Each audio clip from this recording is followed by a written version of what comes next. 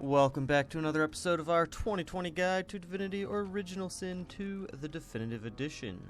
We're going to continue some stuff on Blood Moon Island today. We're going to start off by the waypoint here, and we're going to move just a little bit northeast over here, and you're going to find some of these demons running around. Alright, we're going to try and crowd control these guys as quick as we can. And I think the easiest way to do that is to have our super high initiative Red Prince go and clear mind on himself and then just hop right on in. And everybody else will be sneaking, so they aren't in combat, so it'll give us a little bit more prep time. So with that prep time, we're gonna...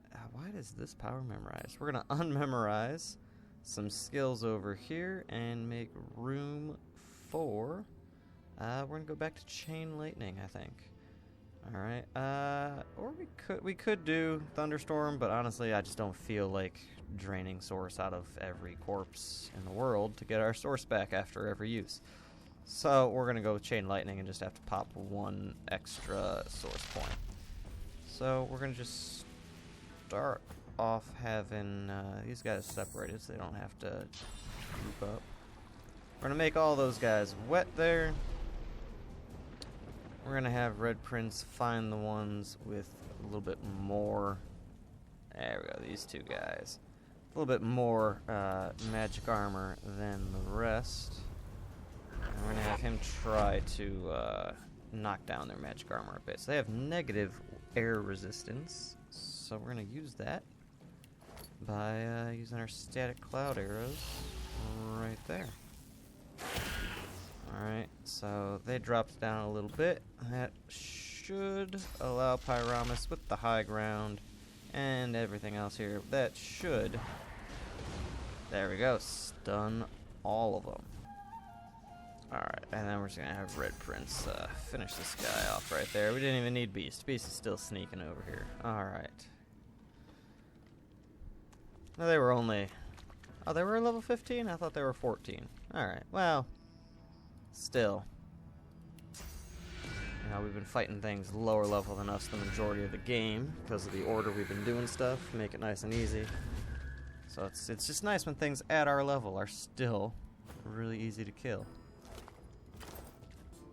In between this episode and the last episode, I went around and did a little bit of shopping. There wasn't a whole lot to get because, you know, we haven't leveled up. So it was just kind of vendors refreshed, got good gear. But anyway, the Red Prince does have a higher level bow now. Alright. So it doesn't have that extra lightning damage on it anymore, but it still has the 14% crit chance. And it now does 3 finesse. I think the old one did 2 finesse. So it's dealing more damage, which is what we want. Alright, so we are going to grab this silver bar right here. Alright, but we're not going to grab it right now. We're going to actually have Beast just kind of stay over here right next to it. And we're going to have everybody else head all the way up to the northernmost part of the map here. Oh, here it is, here it is. Alright, so I guess it's not the most northern part, but this part right here, alright, that's where you want to go. You're going to find this ancient forge. Now, there is, as of right now, there is a glitch still where some of your silver bars here can disappear. So we're going to save it right here, just in case that happens. Because if it does happen, saving here makes it so you only waste like 5 minutes. If you haven't saved in a while and you're doing this part right here, you could waste half an hour or more. So we're going to pick up these silver bars. We're going to go to this ancient forge. We're going to load the forge. Now, all you need for this part is any silver material. That's why I was making a point earlier to hold on to some of these silver glasses. We have 4 of those. But there's 2 silver bars on Blood Moon Island, specifically for this right here, and that'll give you a silver lever shaft. What makes it useful. Alright, right there. And then we are going to swap back over to Beast here. And we're going to have him pick that up. And we're going to have him go back over there. It's just, I think the glitch usually happens when, I think the glitch usually happens when you make them. Like, it'll make a second silver piece in your inventory disappear. Or it happens when you go to place that silver lever that we just forged. These things here. Which we should have 2 of now. Okay, we do have 2 of them still. Good. So we're going to save it there now that we have 2 of them. But it's a little inconsistent when the glitch happens, but we've got enough extra silver where even if it does happen, we'll be fine. So what you're going to do is you're going to come to any one of these angel statues here. Now, if you haven't already looted the little vault that we found earlier, you're going to want to do that now. There are some books in there that tell you how to remove these angel statues. And I'm not sure if these ones require the scholar. Oh, that's right, there's these guys. Hold on a second. Let me take care of these fools real quick. And before we end this encounter, for those of you that also like laser ray. Alright, I just think it looks cool. Alright, so anyway, you're going to want to come over to these statues. If you've killed the advocate, these guys are going to be hostile towards you. That's why they did that. Alright. The statue is even stranger. Alright, so maybe you do need the tags for this one. Alright, so you're going to find a book, something hymnal. You're going to sing the song from the hymnal, and then they're going to just blow up. And then it takes a second for the hatch to actually be clickable. There you go. Alright, now once you're in here, all of these you're going to want to use Spirit Vision. And some of them, so I'm just going to do it with all of them. You're going to need a character with high persuasion to talk to the spirits in here. Okay. So that one, it doesn't look like we actually needed persuasion. Now you're going to find this little lever-looking thing here, but it doesn't have a lever on it. That's where we come in here with our silver levers that we crafted. Alright.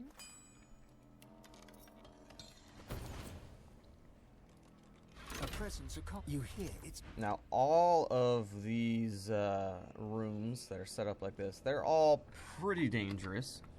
So I'm going to suggest saving before all of them. If you're on honor mode, I would honestly suggest probably leaving one of your characters on the surface of Blood Moon Island, not in the little crypts here. Alright. It's not working. There's something to this. Oh, you know what? I think even if you put it on, you still need to get, like, the spirit's permission. I watched the gate. Who goes there? You must leave. The one who must know. Kill it if... Oh, maybe I just did it wrong first time. Okay.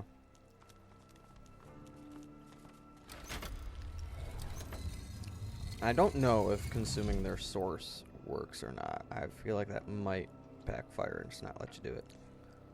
Alright, so they have pretty decent resistances there. They're not resistances you want to see on an enemy. Source chained, alright. They are shackled, alright, by these right here, these pillars. And she's permanently hastened. Alright, she's got a lot of Huntsman and Pyro and Geo, alright, and Perseverance. So if you knock her down, she's going to come back with like almost half her armor back. So she's going to try and nuke you down. So basically, she's also God-woken, but they were like, oh, she's evil, so we got to lock her up. Alright, so if you decline her request to set her free a few times, you'll get a persuasion check. Alright, and then she gets angry if you pass the check. I forget what happens if you fail it, but you don't want to fail it. Any of these checks in this area. So what we are going to do here now, I don't think you can just kill her while she's chained. Maybe you can. I know who you are. I know who you are. I know who you are. Anyway, I'm gonna get it to where I she know is who you are. I know who you are. one hit away. Yeah, enough. I know the weakness of your heart. I know who you Alright, so are. she's now weak enough where I a know the marksman's weakness of fang your will heart. kill her. So, I am now gonna break all of these. I'm gonna save the last one though. Alright, don't break the last one yet. And then we're gonna have, since Beast is our glass cannon and he's probably gonna be the one she targets, we're gonna have him hop down there. I'm gonna have Mumbo and Pyramus come out of the room. And if you have Living on the Edge, that'll help too, because I'm pretty sure she's got a bow there. I think she just kind of arrow storms you down. So leave them over here. And then Red Prince, you're gonna hit that piece of mind and then break this last one. Now she still goes first. Okay. Then I shall teach your final lesson. So yeah, her initiative is 56. She's got quite a bit of initiative there.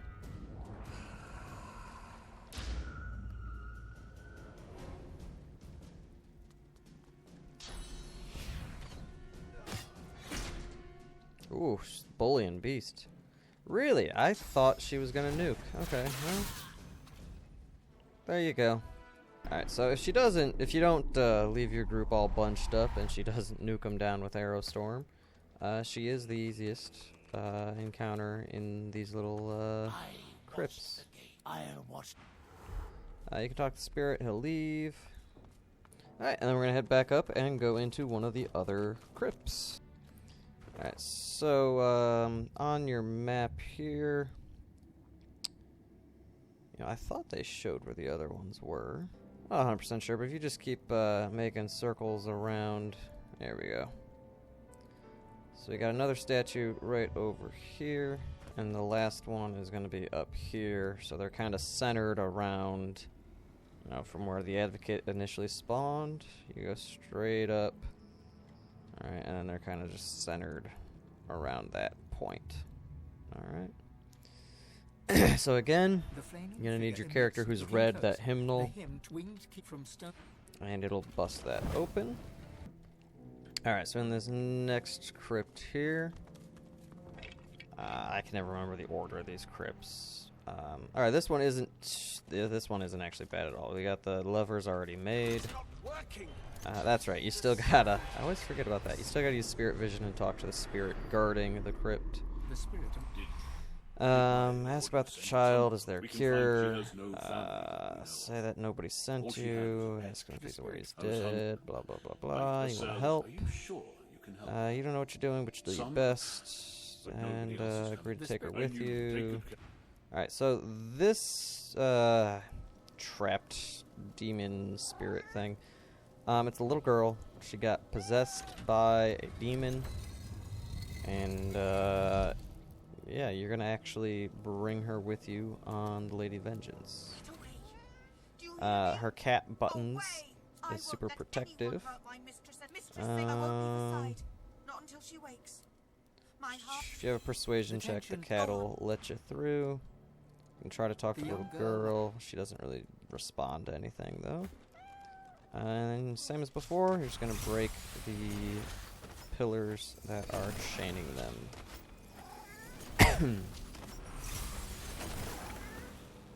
From there, you can try to talk to the child again. Take her hand.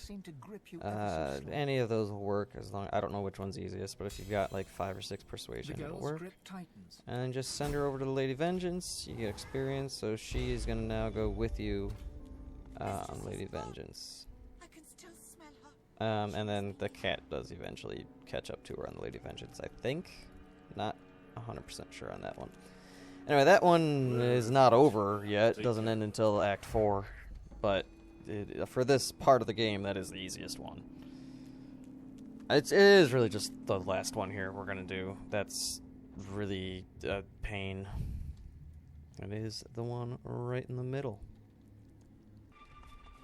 Alright, I'm going to remember to use Spirit Vision first this time. A trembling What Alright. Tell me you mean him no harm. Ask him how he came here himself. I planned, so I lied. So this one's called The Sweet Shackles of Pain. Better one soul damned than two. Since you can help banish demon. We broke the lever for the door. It's wait. Oh, okay, I won through all that. Well, I hope we can just open the gate ourselves now. The lever part of the lock mechanism.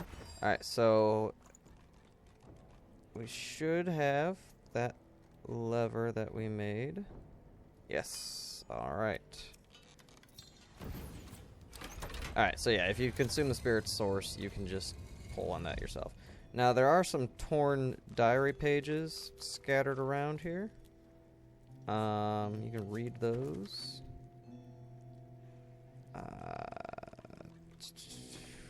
Okay, I think it's just details about the demon that is in the next room. And this is the one that's really kind of dangerous. Or at least, if you're trying to get the most experience out of it, he's dangerous. So this one, for sure. Save if you're on honor mode. Alright. What makes this one so dangerous is the fact that once you get this possessed dwarf down to pretty low health, the demon jumps out of the dwarf and will possess one of your characters. And it's not like, oh, Beast has glass cannon, he can get possessed. Like, it goes, does not matter what your armor is, the thing will just pop out and possess one of your guys. Alright. Alright, now for this fight, I'm going to want Mumbo to learn an extra necromancy skill. And he only has 1 point in necromancer, but luckily, you can't sell Mortis's amulet, and it gives you +1 necromancer, which is enough for the spell that I want him to use. Now, you could have been using the spell the whole game. I don't know if people watching, all like 5 of you, have been using this or not. But, where is it? Living on the Edge is what we're looking for. There we go. Living on the Edge, you need 2 necromancer. Alright, and what it does is it makes it so that a character can't die for 2 turns. Alright, pretty useful. We're actually going to use that on the dwarf in here.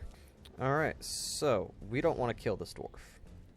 Okay, because if he dies, we get less stuff. So we're going to use Living on the Edge. Alright, so he can't get killed. He does have the decaying status, so we're going to hit him with that heal. Alright, and now once he's knocked down, this shouldn't be too bad.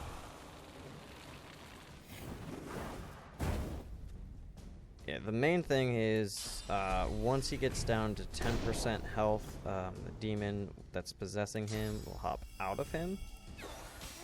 And yeah, okay, so he's really close to 10% health. So this right here is 9 meters away. I think the safest distance you can get is like 14. So we're just gonna have everybody come all the way out there. We're gonna have Beast, honestly, just end his turn. Alright, and everybody else, we're just going to delay the turns. Well, okay, not everybody, but, you know, the Red Prince, we're going to delay the turn. And then Mumbo, we're going to get him out of range. Okay. And with Beast... man, how do we do this now? We don't want to kill this guy. He's got resist death, so he's not going to die. Honestly, I don't know why Beast came down there. That was kind of stupid of me. We need Red Prince with his snipes.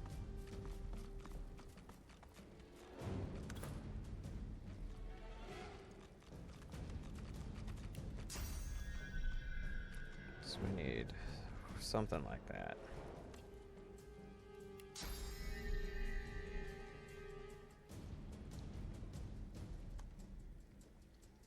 Now that is too close. Red Prince will get possessed right there, I believe. But I'm just going to show you guys what that looks like, I guess. Alright, so... once the dwarf gets like that... Okay, I thought the thing came out of him right there.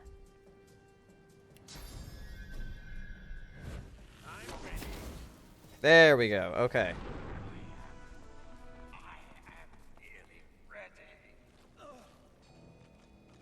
So it's more the trenched mouth is the demon. I'm not sure why it happened that way. So this thing is kind of annoying to fight. Alright, so now this guy is just adventurer. I hope he stays invisible because I don't want this guy getting messed up.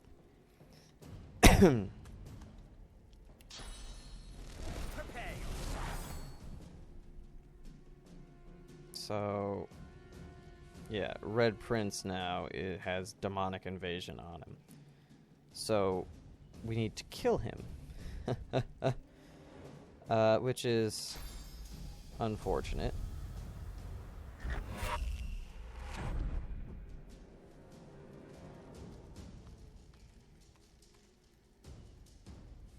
And I don't think you can, like, clear that out with anything. I'm gonna try Bless. I don't know if Bless works. Doesn't. Okay. Well, now we know. Alright, let's hasten up Beast here, because we want Beast to be the next one to be possessed. Because it will make it easy to take this guy down.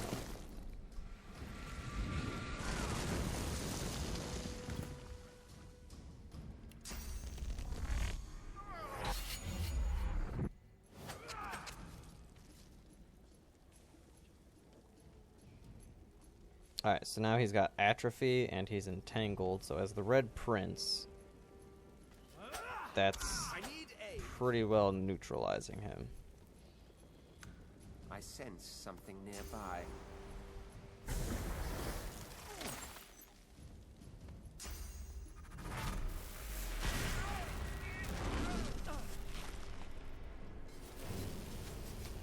Alright, so we want Beast to take this guy down. Alright, Beast is now the one who is possessed. Alright.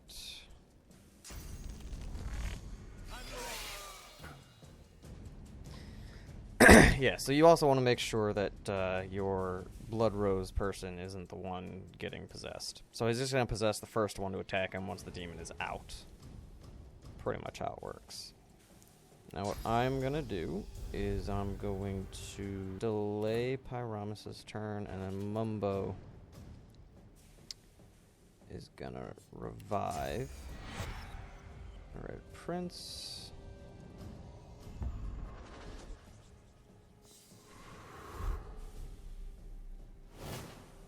There we go. And then Mumbo will use Impalement because Beast has Blast Cannon.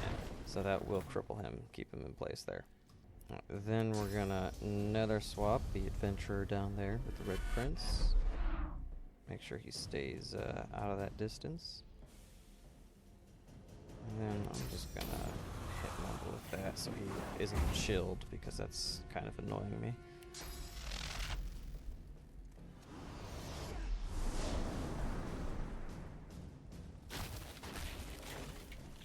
Oh, look at that. He's giving us Armor Frost. This is a nice guy. Good dwarf.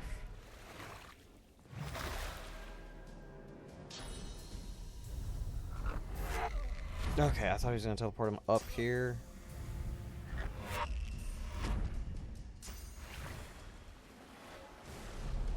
Alright, he's freezing him. Alright, and tactical retreat on out of here. Alright, so now it's gonna pop out. Alright, so... we need to either just deal that 1100 damage to it, or hit him from a safe distance, which is 14 meters. Alright, so with Mumbo, can we get 14 meters away? So I don't know if he possesses someone if he doesn't get attacked. Go on. It feeds me. I like it. I need aid.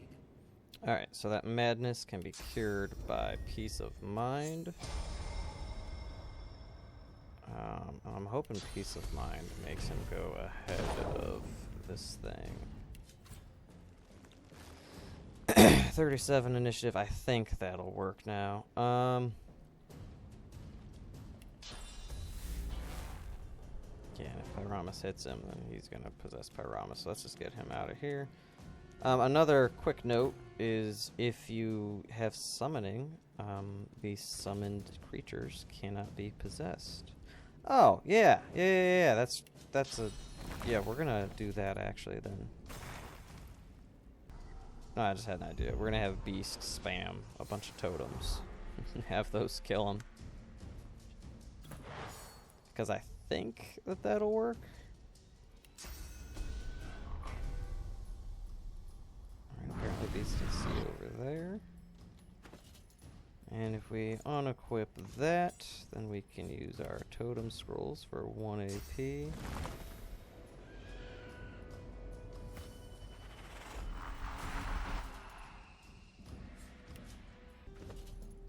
Alright, so one more.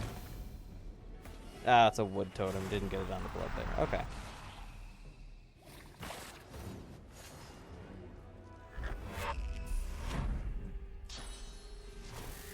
What? The Red Prince got it.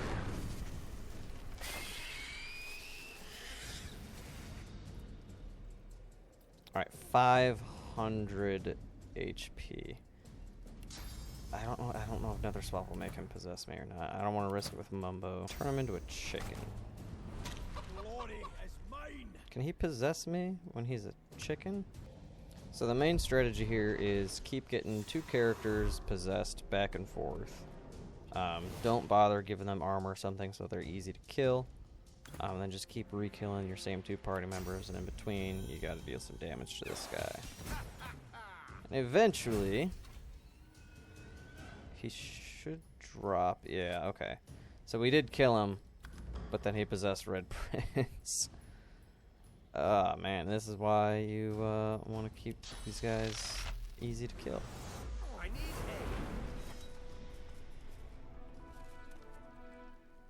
Alright, now where is its body at? I thought it had a corpse to loot. Anyway,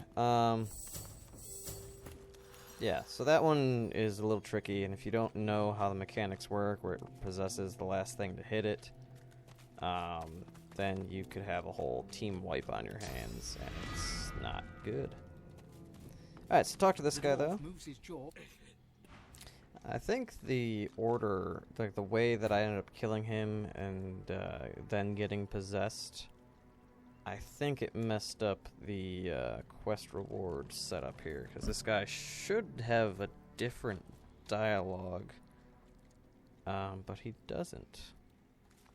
So anyway, if that happens, I mean, you can kill this guy, that's fine. All he really gives you is the location of a chest that has like 5 gold in it or something ridiculously low like that. Some buried treasure over here, and he would just tell you the location of that.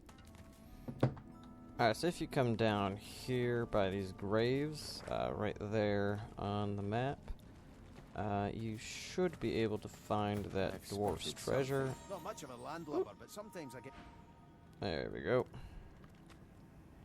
I don't think the death fog is close enough to hurt you. You shouldn't have to worry about that.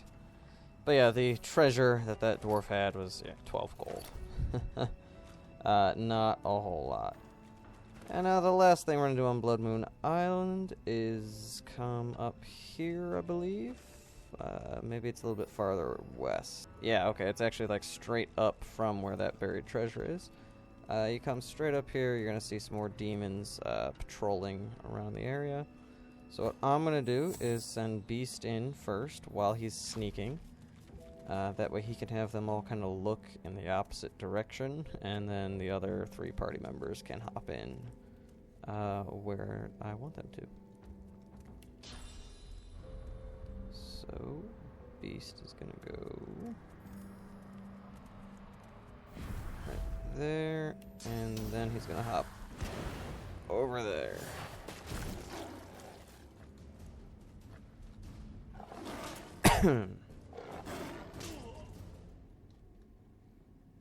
Alright, so unfortunately that didn't give me as much space as I thought it would. But let's have everybody else. Ooh, let's just put him to sleep. There we go. Okay, so now Pyramus and Mumbo should have a much easier time sneaking up over here. Alright, and once you clear out these guys, that is all the combat on Blood Moon Island, which means we're pretty close to leaving Act 2. I know I've been saying that for like the past 4 or 5 episodes, but, you know, plot-wise, we're pretty much wrapped up with Act 2. There's really not any more plot going on. We do have some more combat to do in Act 2, though. Just because Blood Moon Island's done, doesn't mean there's no more combat going on in here. But for right now, before we end this, we are going to go to Driftwood Fields. Oh, everybody was not chained up there. Alright, we're going to go to Driftwood Fields. And we're going to head over to Jahan.